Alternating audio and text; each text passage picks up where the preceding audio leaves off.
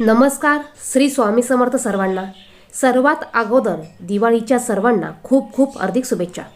आपल्या हिंदू धर्मामध्ये दिवाळी हा सण मोठ्या उत्सवाने, आनंदाने आणि फार मोठ्या प्रमाणात साजरा केला जातो. अगदी प्रत्येकजण, गरीब असो वा श्रीमंत, प्रत्येकजण आपल्या ऐपतीप्रमाणे दिवाळी हा सण मोठ्या उत्सवाने साजरा करत असतो. अशाच या दिवाळीचं लक्ष्मीपूजन अगदी साध्या, सोप्या आणि घरगुती पद्धतीने कसं करायचं हे आपण या व्हिडिओमध्ये बघणार आहोत. याचबरोबर लक्ष्मीपूजन कधी आहे, लक्ष्मीपूजनाचा शुभ मुहूर्त कोणता याविषयीची माहिती बघणार आहोत. तुम्ही जर का चॅनलवर नवीन असाल, पहिल्यांदा आलेले असाल, तर असेच माहितीपूर्ण व्हिडिओ बघण्यासाठी चॅनलला सबस्क्राईब करा आणि बाजूच्या बेल आयकॉनला देखील प्रेस करा. तुम्हाला जर का माझी व्हिडिओ बघायला आवडत असेल तर व्हिडिओला नक्कीच लाईक करा.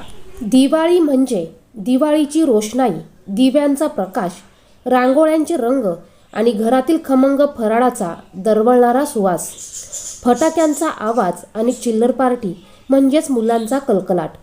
असं हे दिवाळीचं लक्ष्मीपूजन 2023 मध्ये 12 नोव्हेंबर 2023 रोजी आहे. 12 नोव्हेंबर 2023 रोजी दिवाळीच्या दिवशी लक्ष्मीपूजनाचा शुभ मुहूर्त संध्याकाळी 5:59 सुरू होऊन 8:33 असणार आहे. या वेळेत तुम्ही कधीही लक्ष्मीपूजन करू शकता. लक्ष्मीपूजन सायंकाळी केलं जातं. त्या अगोदर तुम्ही तुमचं घर स्वच्छ करून घेऊ शकतात. सर्वात अगोदर आपल्याला तुळशीचं पूजन करायचं आहे. तुळशी पुढे दिवा लावायचा आहे. आपल्या दरवाजाच्या बाहेर रांगोळी काढायची आहे. घराच्या बाहेर एक रांगोळी काढायची आहे. उंबरठ्यावर हळदीचं लेपन आपल्याला सकाळीच करायचं आहे आणि यानंतर आपल्याला पूजेला सुरुवात करायची आहे. ज्या ठिकाणी आपल्याला पूजा करायची आहे ती जागा आपल्याला अगोदर स्वच्छ करून घ्यायची आहे. यानंतर तिथे तुम्हाला पाट किंवा चौरंग मांडायचा आहे. यावर तुम्हाला स्वच्छ लाल कपडा अंथरायचा आहे. सर्व साहित्य तुम्हाला जवळ घेऊन बसायचं आहे, म्हणजे तुम्हाला सारखं सारखं उठावा लागणार नाही.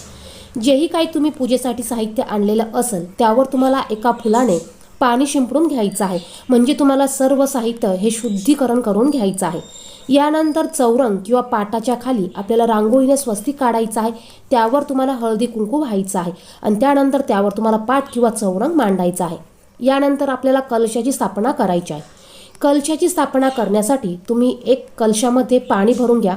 त्यामध्ये तुम्हाला हळदी, कुंकू, 1 रुपयाचं नाणं, सुपारी, फूल असेल ते फूल आणि अक्षदा हे टाकायचं आहे.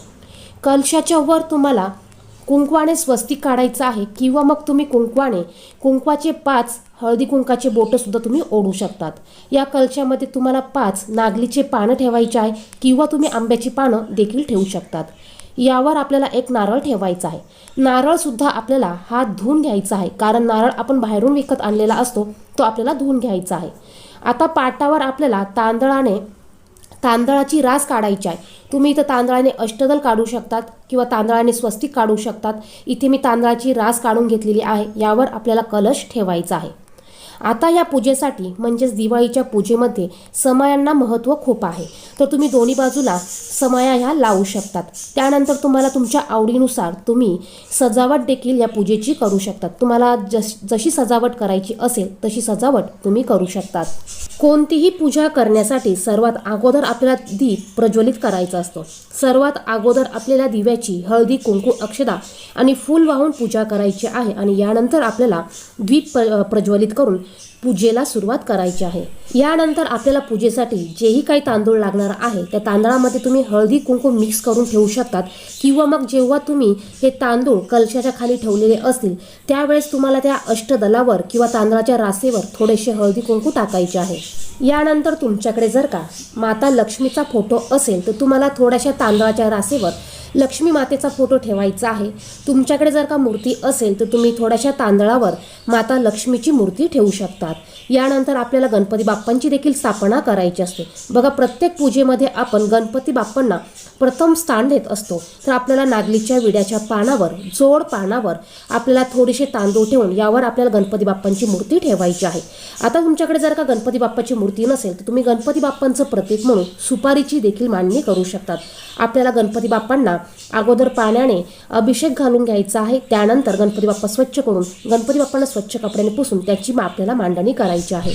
यानंतर तुमच्याकडे कुबेर देवतेचा फोटो असेल तर तुम्हाला या फोटोची देखील पूजा करायची आहे. मूर्ती असेल तर तुम्ही मूर्तीची पूजा करू शकतात किंवा मग तुम्ही कुबेर देवाचे प्रतीक म्हणून सुपारीची देखील पूजा करू शकतात. यानंतर तुमच्याकडे जर का हार, फुलं किंवा गजरा किंवा वेणी असेल तर तुम्हाला ती नारळाला घालून घ्यायची आहे. त्यानंतर आपल्याला कोणत्याही प्रकारची 5 फळं असू द्या, ती 5 फळं तुम्हाला इथे पूजेसाठी ठेवायची आहे. यानंतर लक्ष्मी स्वरूप तुमच्याकडे जेवढ्याही काही वस्तू असतील त्या वस्तू तुम्हाला इथे पूजेसाठी ठेवायच्या आहे. मग ते श्रीयंत्र असो किंवा लक्ष्मी मातेच्या कवड्या असो किंवा पैशा स्वरूपातील लक्ष्मी असो, तुम्हाला या सर्व वस्तू इथे पूजेसाठी ठेवायच्या आहे. यानंतर अशा प्रकारची 5 मडके म्हणजेच 5 बोळके मिळतात, ती आपल्याला आणायची आहे आणि यामध्ये आपल्याला लाया आणि बत्तासे भरायचे आहे. तर ही 5 बोळकी अशा पद्धतीने इथे मी ठेवून घेतात. तुमच्याकडे जशी पद्धत असेल मागे पुढे तसं तुम्ही ह्या बोळक्यांची मांडणी करू शकतात. त्यानंतर तुमच्याकडे काही जुने नवीन डाग असतील तर ते डाग सुद्धा तुम्हाला इथे पूजेमध्ये ठेवायचे आहे. धणे सुद्धा आपल्याला या लक्ष्मी पूजनाच्या दिवशी पूजेमध्ये ठेवायचे आहे, कारण धणे हे माता लक्ष्मीचं दुसरं रूप आहे.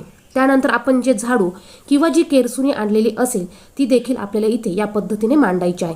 केरसुणी ठेवताना अगोदर आपल्याला त्यावर गंगाजल किंवा पाणी हे शिंपडून घ्यायचं आहे.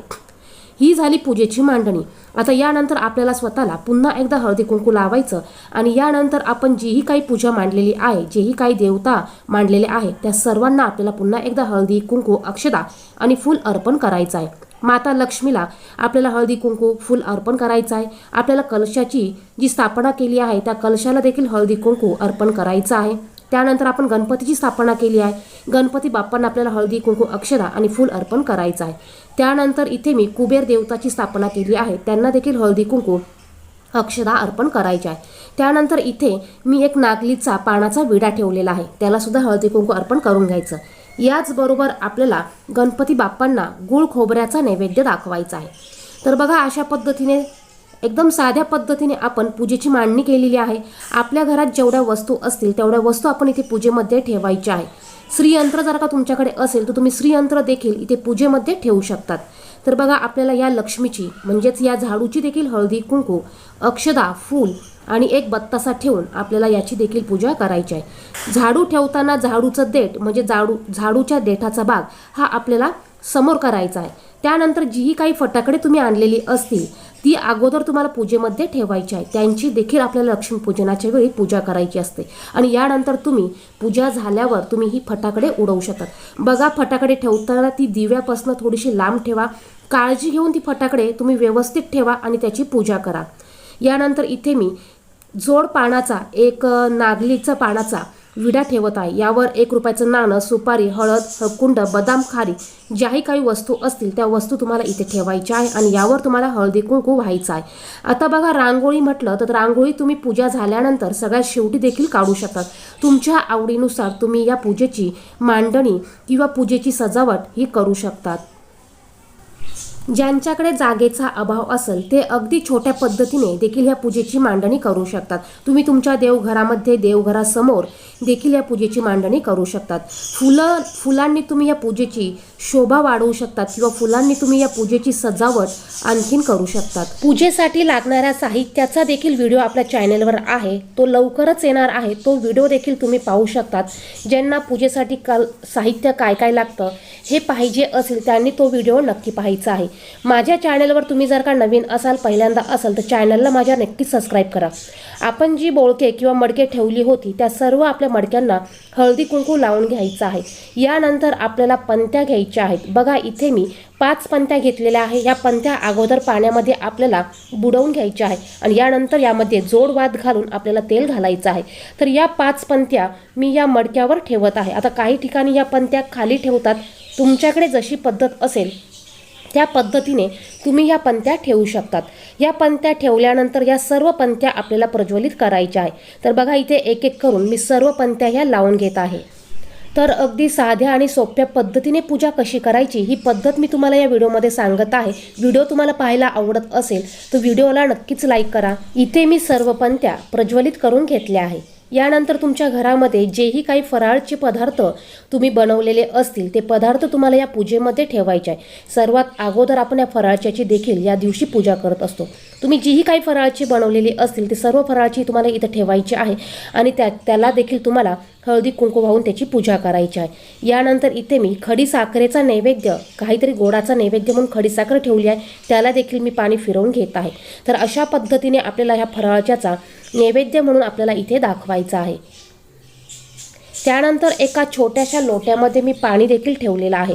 तुमच्याकडे जर का माता लक्ष्मीच्या पिवळ्या कवड्या असतील तर त्या देखील तुम्हाला इथे पूजेमध्ये ठेवायच्या आहे. तर या पद्धतीने आपली पूजेची मांडणी झालेली आहे. सगळ्यात शेवटी आपल्याला धूप, दीप, अगरबत्ती ही लावून घ्यायची आहे. धूप लावून आपल्याला सर्व देवांवर, सर्व पूजेवर आपल्याला हा धूप ओवाळून घ्यायचा आहे. हे करत असताना तुम्हाला आपल्याला माता लक्ष्मीच्या मंत्राचा जप करायचा आहे किंवा तुम्ही तुमच्या कुलस्वामिनीचं नामस्मरण करू शकतात. पूजा झाल्यानंतर घरातील सर्वांनी माता लक्ष्मीची, गणपतीची आरती करायची आहे आणि यानंतर तुम्ही या फटाकड्यांना फोडू शकतात किंवा वाजवू शकतात. तर अशा पद्धतीने आपल्याला लक्ष्मीपूजनाच्या दिवशी साध्या सोप्या पद्धतीने, घरगुती पद्धतीने लक्ष्मीपूजनाची पूजा करायची आहे. व्हिडिओत सांगितलेली माहिती आवडली तर व्हिडिओला नक्कीच लाईक करा. याचबरोबर हा व्हिडिओ इतरांना देखील शेअर करा. पुन्हा एकदा तुमच्या सर्वांना दिवाळीच्या खूप खूप हार्दिक शुभेच्छा. धन्यवाद. श्री स्वामी समर्थ.